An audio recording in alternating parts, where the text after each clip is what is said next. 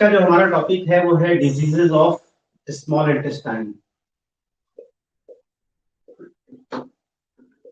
Diseases of small intestine. अब small intestine में आमतौर से आप सबको पता है कि the length of small intestine is about 6.5 meter and it consist three parts. First one is duodenum, second one is jejunum, and third one is ileum. ठीक है, duodenum is the shortest, most fixed and widest part of small intestine and its length is about 25 centimeter. Urdu में हम इसे अस्नाए Ashari के नाम से जानते हैं। सेकंड नंबर पर आता है जेजुनम और थर्ड नंबर पर आता है आपका इलियम। अब ये मान लीजिए आपका stomach, pyloric orifice, this is the first part of duodenum, this is the second part of duodenum, this one is the third part of duodenum, fourth part of duodenum, duodenojejunal junction, the ileum, the cecum, ascending colon, the ileocecal junction. So small intestine begins from the gastroduodenal junction,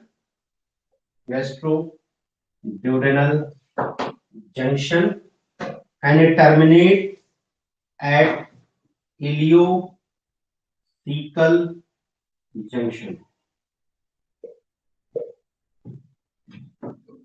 arise यहां से होता है और termination यहां पर होता है, ileocaecal junction. अब इस इलियोसिकल जंक्शन पर देखिए, इस पूरे जीआईटी में दो बॉर्डर हैं। इस बॉर्डर से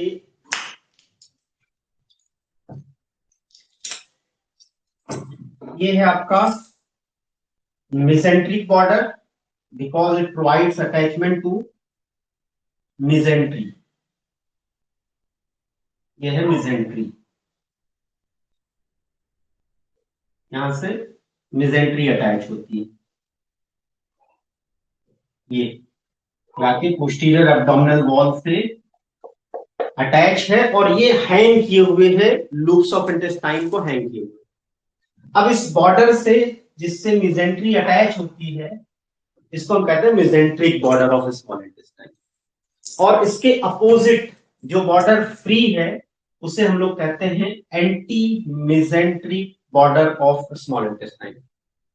anti mesenteric border of small intestine.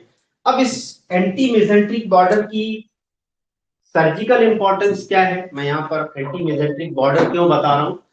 इसकी सर्जिकल इंपॉर्टेंस ये है कि जिस पहली डिजीज के बारे में हम लोग बात करने चल रहे हैं वो है हमारा मैकल्स डाइवर्टिकुला। मैकल्स डाइवर्टिकुला, देखिए मैकल्स डाइवर्टिकुला के बारे में थोड़ी सी बात शुरू की जाए उससे पहले एक बात ये कि ये हमारा जो स्टमक के बाद का पोर्शन जहां पर गैस्ट्रोड्यूडेनल जंक्शन है, गैस्ट्रोड्यूडेनल जंक्शन से आपका ड्यूडेनम स्टार्ट होता है और स्मॉल इंटेस्टाइन के बहुत कुछ इंपॉर्टेंट फीचर्स तो नहीं कहे जा सकते, लेकिन हाँ एक जो सबसे इंपॉर्टेंट फीचर है स्मॉल इंटेस्टाइन का, जो सबसे इंपॉर्टेंट फीचर है वो है वाल्व ऑफ कर्करी, जिसे हम लोग प्लीका सर्कुलरिस कहते हैं। बहुत ही इंपॉर्टेंट फीचर है, the most prominent feature of the most prominent feature of small intestine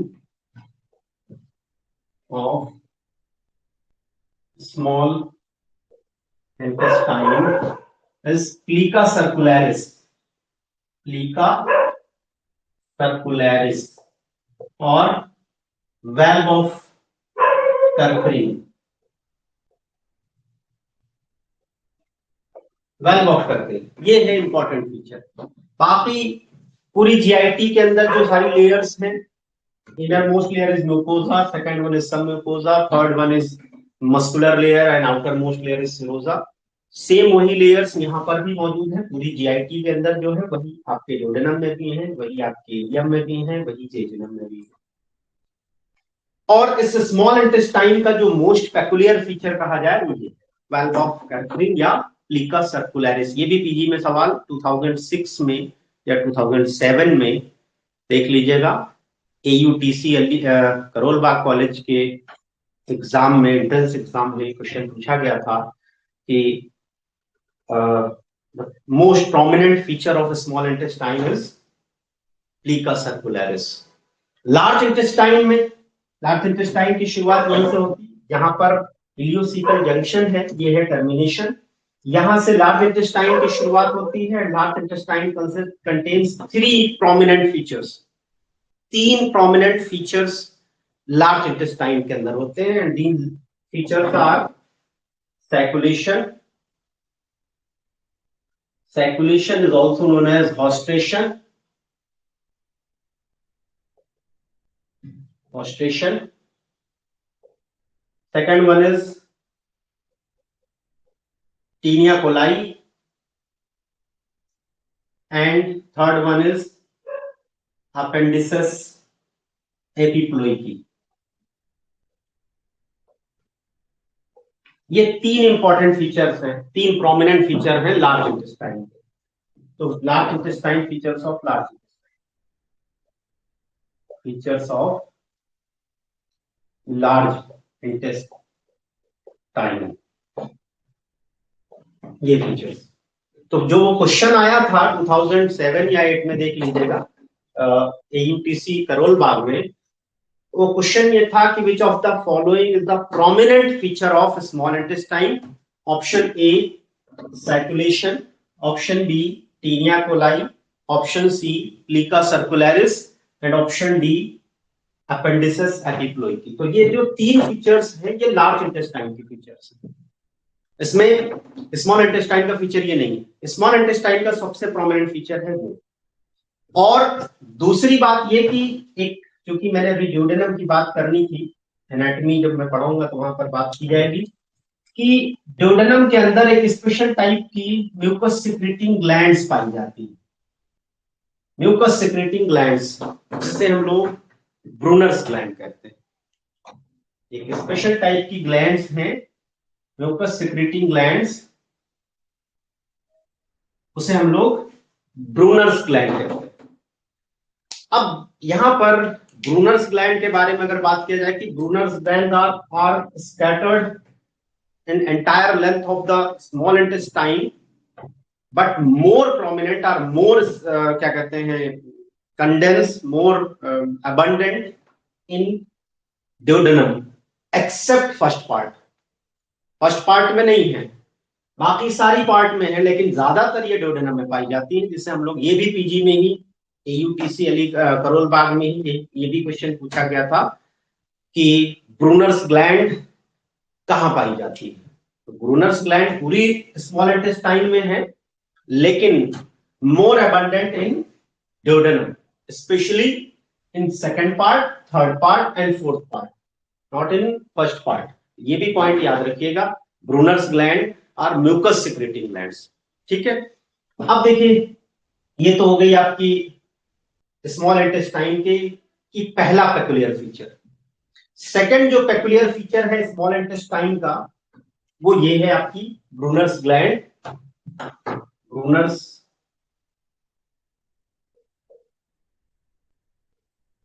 glands are mucus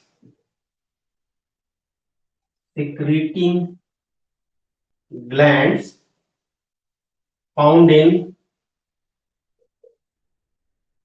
entire length of a small intestine, length of a small intestine, but more abundant in duodenum.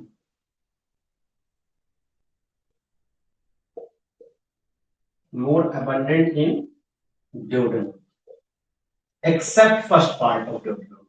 ये भी point mention कर दीजिए, accept first part of duodenum.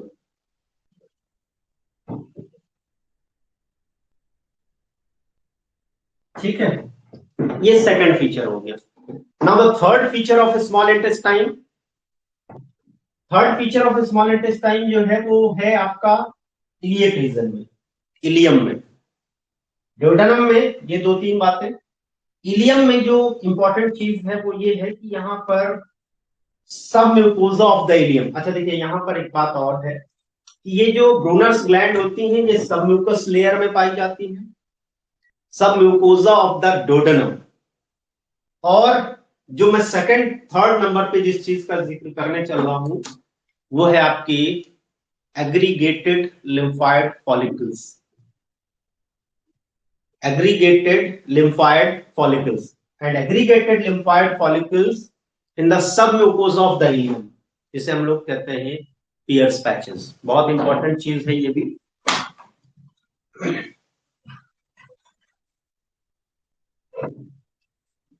Now the third feature of small intestine is aggregated lymphoid follicles found in submucosa of ileum, termed as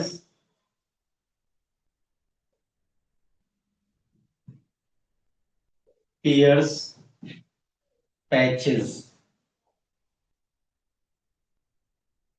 ठीक है, piers patches. अब piers patches का role अभी मैं आगे डिस्कस करूंगा। सबसे इंपॉर्टेंट रोल है इसका, क्योंकि ये हमारे इंटेस्टाइन के अंदर एक तरह का डिफेंस मैकेनिज्म की तरीके से या डिफेंस सिस्टम की तरीके से एक्ट करता है। और टाइफाइड में जब सबसे पहले हमारा जो साल्मोनेला टाइफी है वो सबसे पहले इसी पियर्स पैचेस पर अटैक करता है और इस डिफेंस मैकेनिज्म को पूरी तरीके से डिस्ट्रॉय कर देता है और फिर उसके बाद अपना कार्यक्रम शुरू करता है। तो ये थी कुछ बेसिक्स। हम स्मॉल इंटेस्टाइन की डिजीज ऑफ स्मॉल इंटेस्टाइन शुरू करें उससे पहले हम लोगों को इसकी बेसिक्स मैंने इसीलिए डिस्कस कर दी। अब आइए सबसे पहले नंबर पर स्मॉल इंटेस्टाइन की जिस डिजीज का एक्सप्लेनेशन हमें देना है, सबसे पहली डिजीज है मैकल्स डाइवर्टिकुलम। मैकल्स डाइवर्टिकुलम,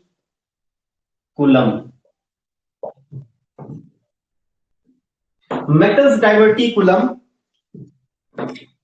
क्या होता है, इसके क्लिनिकल प्रेजेंटेशन क्या होती है, इसके कॉम्प्लिकेशंस क्या होते हैं और किस तरीके से मैकल्स डाइवर्टिकुला डेवलप होता है। अब देखिए, ये है आपका इलियोसिकल जंक्शन। इलियोसिकल जंक्शन से 2 फीट प्रॉक्सिमल, यहां पर 2 feet proximal to the ileocecal junction at anti mesenteric border. अभी तक मैंने बताया मेसेंट्रिक बॉर्डर, इसके अगेंस्ट एक फ्री बॉर्डर होता है जिसे हम लोग एंटी मेसेंट्रिक बॉर्डर कहते हैं। तो 2 feet proximal to the ileocecal junction at anti-mesenteric border there is a small 2-inch long diverticula, that is Meckel's diverticulum। अब Meckel's diverticulum, सबसे पहले हम इसकी एटियोलॉजी की बात करें तो Meckel's diverticula is a true diverticula। True diverticula, हम इसे ट्रू डाइवर्टिकुला क्यों कहते हैं? जब मैं आपको जनरल सर्जरी पढ़ा रहा था वहां मैंने बताया था कि ट्रू डाइवर्टिकुला हम उसे कहते हैं जिसके अंदर सारी लेयर्स मौजूद होती हैं। मींस उसके अंदर आपकी स्मॉल इंटेस्टाइन की जो म्यूकोजा है वो भी प्रेजेंट होगी, सब म्यूकोजा है वो भी प्रेजेंट होगी, उसके अलावा मस्कुलर लेयर है वो भी प्रेजेंट होगी। तो जब किसी भी डाइवर्टिकुला के अंदर वो सारी लेयर्स प्रेजेंट होती तो उसे हम लोग ट्रू डाइवर्टिकुला कहते हैं। तो ये ट्रू डाइवर्टिकुला है। And Meckel's diverticulum is the most common congenital anomaly of small intestine. Meckel's diverticulum is the most common congenital anomaly of small intestine.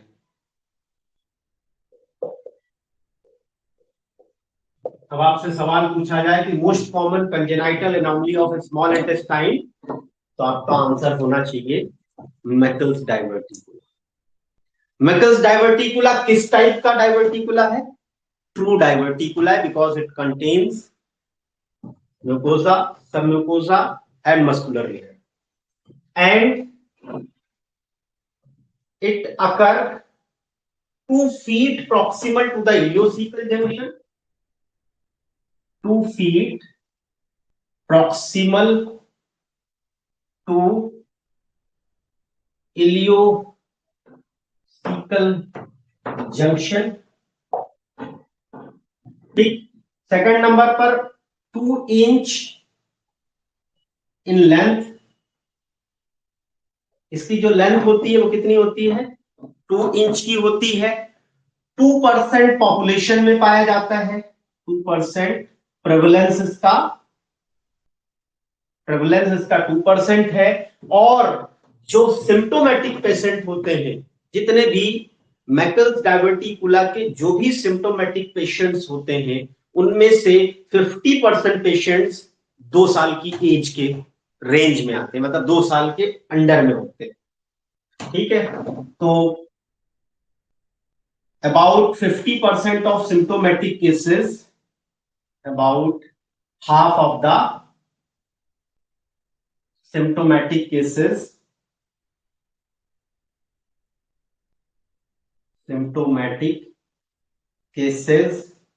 are under 2 years। तो 2 का फॉर्मूला आप याद रखिएगा, 2 इंच लेंथ या 2 inch long, 2 feet proximal to, इसकी side क्या है? It lies 2 feet proximal to the ileocecal junction at anti-mesenteric border, at anti-mesenteric border।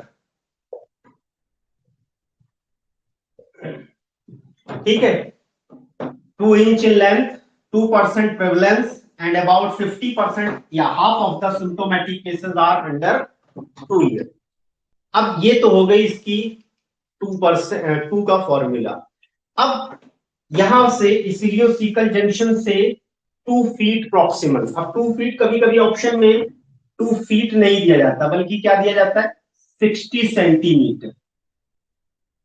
1 feet is equal to 30 centimetre and 2 feet is equal to 60 centimetre. तो कभी कभी आपको confuse करने के लिए 60 सेंटीमीटर का ऑप्शन दिया जाता है, 60 centimeter proximal to the ileocecal junction. अब ये डाइवर्टिकुला बन गया। अब इस डाइवर्टिकुला के फॉर्मेशन का कॉज क्या है? इस डाइवर्टिकुला के फॉर्मेशन का कॉज क्या है? एम्ब्रियोनिक लाइफ में एक स्ट्रक्चर होता है जिसे हम कहते हैं vitello intestinal duct.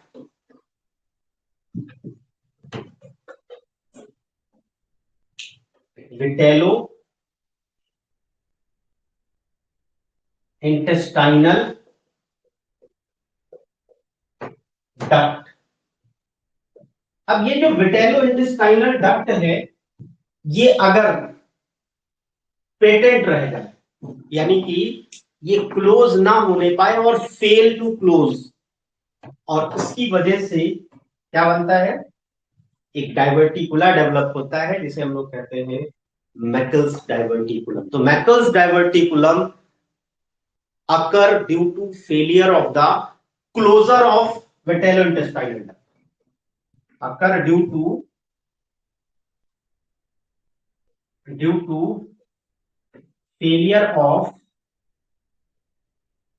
closure of vitellointestinal duct। Vitellointestinal duct is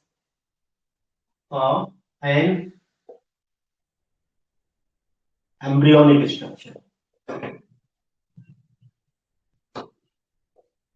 इसकी वजह से। अब होता यह है कि कभी कभी जब ये विटेलो इंटेस्टाइनल डक्ट डेवलप मतलब डेवलपिंग लाइफ में या एम्ब्रियोनिक पीरियड में जब ये विटेलो इंटेस्टाइनल डक्ट क्लोज नहीं हो पाती तो उस कंडीशन में ये डाइवर्टिकुला बना रह जाता है। और इस डाइवर्टिकुला के बनने के टाइम पे कभी कभी इसके अंदर आपकी अदर टिश्यूज भी इसके अंदर इन्वेजिनेट कर जाते हैं।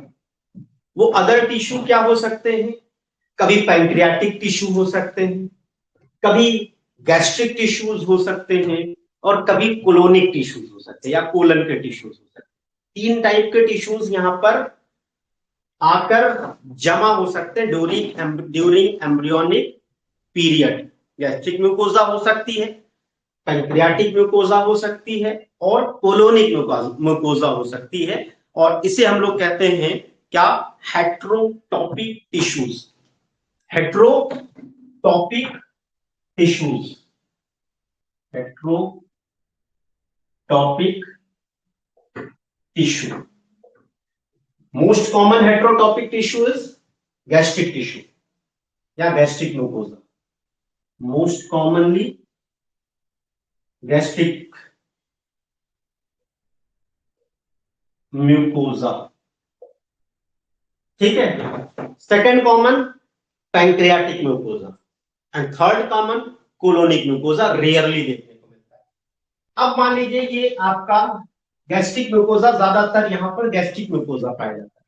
अब ये जो गैस्ट्रिक म्यूकोजा है, ये गैस्ट्रिक म्यूकोजा सारी एक्टिविटीज इसकी वही होंगी जो स्टमक की है, और स्पेशली क्या? HCl का सिक्रीशन। और जब ये HCl सिक्रीट करेगा तो नॉर्मली क्या होता है कि ये जो एरिया है ये पूरी तरीके से HCl फ्री होता है, ये पूरी तरीके से HCl फ्री होता है। लेकिन अब चूंकि यहां पर गैस्ट्रिक म्यूकोजा डेवलप हो रही है, अब ये गैस्ट्रिक म्यूकोजा एसिड का सिक्रीशन करेंगी, तो अब एसिड जब यहां पर आएगा तो ये क्या करेगा? यहाँ की ग्लूकोजा को, अब यहाँ पर कोई डिफेंस मैकेनिज्म नहीं है, तो ये यहाँ पर गैस्ट्रिक न्यूट्रलाइज नहीं हो पाता और वो अल्सर कॉज करता है। एडजेसेंट एरियाज में वो अल्सर कॉज करता है। अब यही अल्सर जो है हमारी ब्लीडिंग का सोर्स है। And most common presentation of the metals diverticula is पर रेक्टल ब्लीडिंग या लोअर जीआई ब्लीडिंग। ये भी पीजी में सवाल कई बार पूछा जाता है कि most common presentation of the metals diverticula is lower GI bleeding.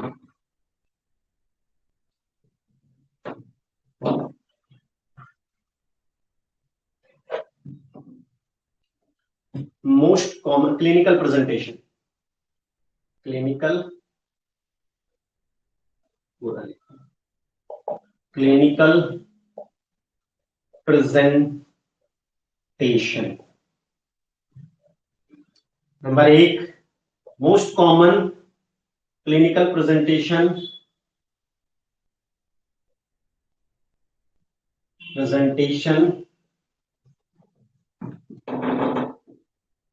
is lower GI bleeding। Underline करनी चाहिए, लोअर जीआई ब्लीडिंग, ठीक है। उसके बाद अदर अदर क्लिनिकल फीचर्स की बात करें तो अदर क्लिनिकल फीचर्स में कभी कभी इसके साथ पेन भी एसोसिएट करता है, लेकिन रियरली होता है। ज्यादातर ये किस टाइप की ब्लीडिंग होती है? Painless bleeding, painless painless bleeding, ठीक है। अब ये पेनलेस ब्लीडिंग हो गई। अच्छा, अब यहां पर एक बात और, इसकी जरा कॉम्प्लिकेशन की बात की जाए कि इसके कॉम्प्लिकेशंस क्या क्या हो सकते हैं। तो most common complication bleeding, presentation भी ब्लीडिंग, और most common complication in children and young adult is bleeding. Most common complication in children and young adults is bleeding. और सोर्स ऑफ ब्लीडिंग क्या होगा? सोर्स ऑफ ब्लीडिंग यही है, ulcer. Ulcer in adjacent area of the Meckel's diverticula.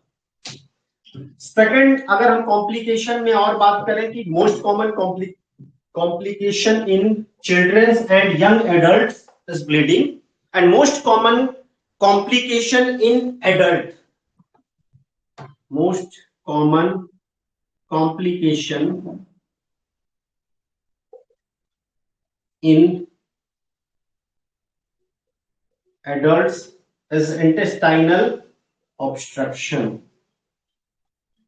intestinal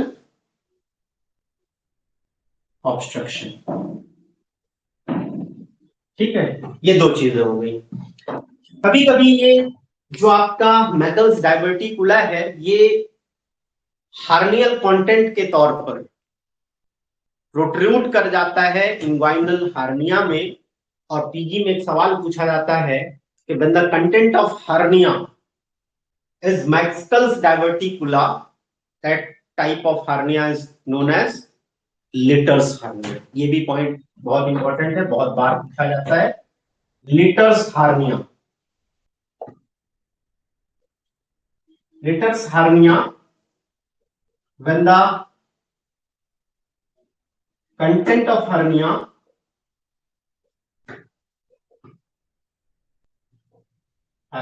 is Meckel's diverticula, Meckel's diverticula। The Meckel's diverticula as hernial content represent करता है, तो हम उसे क्या कहते हैं?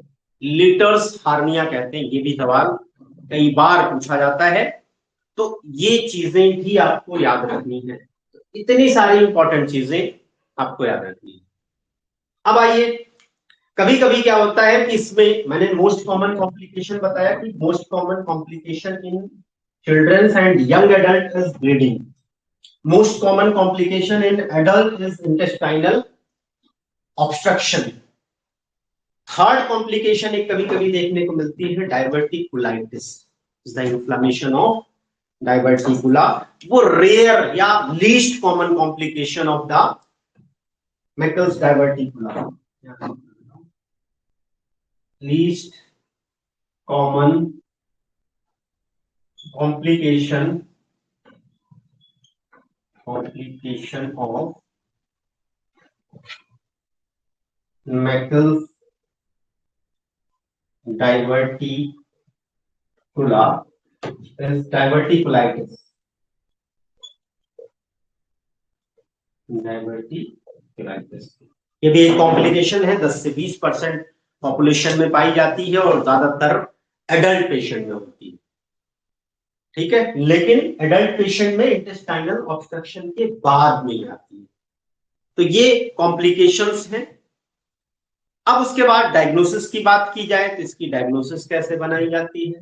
या तो ज्यादातर ये एक्सीडेंटली ही रूल आउट होती है, ज्यादातर ये एक्सीडेंटली रूल आउट होती है। हम किसी और पर्पज से किसी और चीज को रूल आउट करने के लिए हमने अल्ट्रासोनोग्राफी करा लिया, हमने क्या कहते हैं बेरियम सॉलो करा लिया, हमने कुछ और कोई एडवांस जो डायग्नोस्टिक मॉडलिटीज हैं, डायग्नोस्टिक टूल्स हैं, हमने उसको कराया और एक्सीडेंटली रूल आउट होता है। ज्यादातर केसेस में ये एक्सीडेंटली रूल आउट होता है। ठीक है, तो डायग्नोसिस इसकी बहुत एक्यूरेट डायग्नोसिस कोई खास नहीं है डायग्नोस्टिक टूल। अब इसके ट्रीटमेंट की बात की जाए तो ट्रीटमेंट में एक तो हम डायवर्टिकुला को कट करके इससे रिमूव कर दिया जाए, यानी डायवर्टिकुलेक्टोमी। ठीक है, अगर सिम्टोमेटिक है पेशेंट तो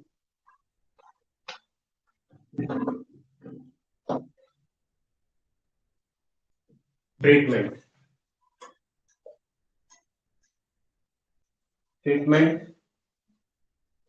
is diverticulectomy in symptomatic patients. Symptomatic patients. या दूसरा ट्रीटमेंट हमारे पास ये है कि हम इस पर्टिकुलर सेगमेंट को रिमूव कर दें। जिस रीजन में डायवर्टिकुला है उस सेगमेंट को ही रिमूव कर दिया जाए। Resection of the segment of ileum, resection of segment of ileum, segment of ilium.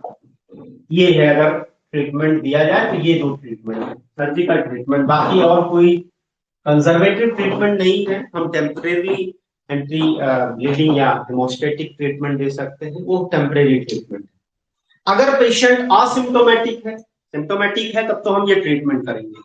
और अगर असिम्प्टोमेटिक है तब हमें कुछ करने की जरूरत नहीं है। ठीक है, हम 80 साल की उम्र तक कभी भी इसे रिमूव करा सकते हैं। 80 साल की एज तक हम इसे कभी भी रिमूव करा सकते हैं। जब सिम्टम अपीयर होगा तब करा लेंगे, अदरवाइज उसे छेड़खानी करने की जरूरत नहीं है। और